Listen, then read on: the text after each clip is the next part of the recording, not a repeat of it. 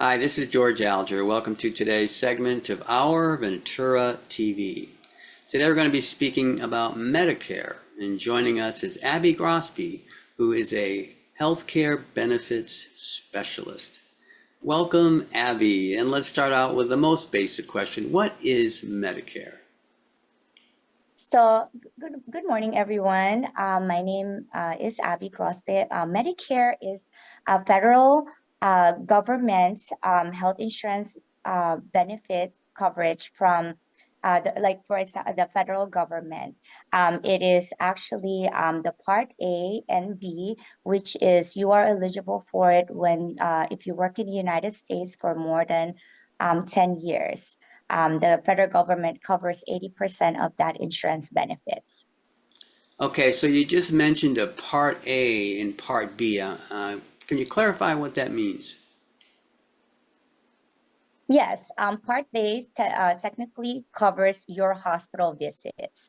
So whenever you have to go call 911, for example, and they take you to the hospital, Part A technically covers it, and 80% of that federal government pays for it. And then the Part B is is for specialists and your doctors. So when you go to your primary doctor and then when they refer you to go see a specialist, that's what Part B is covered. Okay, so Part A then has to do with the hospital and Part B has to do with medical specialists. Is that correct? Yes, more on outpatient. Yes, your primary doctor, your specialist. Good. And then what age are these benefits, what age do these kick in for the people who are eligible? So for Medicare eligibility, when somebody is about to turn 65, so 65 years old or older, well, when you turn 65, 3 months before you turn 65, you can qualify to apply for your Medicare benefits. Okay, very good. And does it automatically kick in after 65 if you didn't apply? No, it does not. You will have to go to Social Security office to apply for your Medicare coverage. Or you can also apply online at ssa.gov. Okay, very good. Now, can you speak a little bit about the costs that are involved with this? So with the cost as everybody needs to know, right? For Medicare Part A, this is when you work with that W-2 check. There's a Medicare tax that they take out. So that one is covered by Part A. So if you worked in the United States for more than 10 years, for example, they said it's equals to 40 quarters of your working days in the United States. So minimum 10 years of working full time covers your Part A benefits. So it means you don't have to pay any premium for that part. But on your Part B, everybody is required to pay 174.70 for their Part B. It actually gets taken out of their Social Security check. Okay, very good. And is there a standard percentage that's taken out of the paycheck while the persons are working? They're not necessarily a standard. It is what Medicare percent that they take out. So there's just a Medicare tax on it. Okay, good.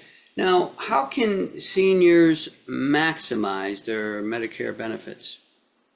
So, for example, if they're Medicare eligible and they're not, it's either they're working or not working and does not have any credible health insurance through work, they are actually get better benefits when they enroll in a Medicare plans, right? So when they become eligible at 65 and they get their Part A and their Part B, which I already talked about what coverage there is.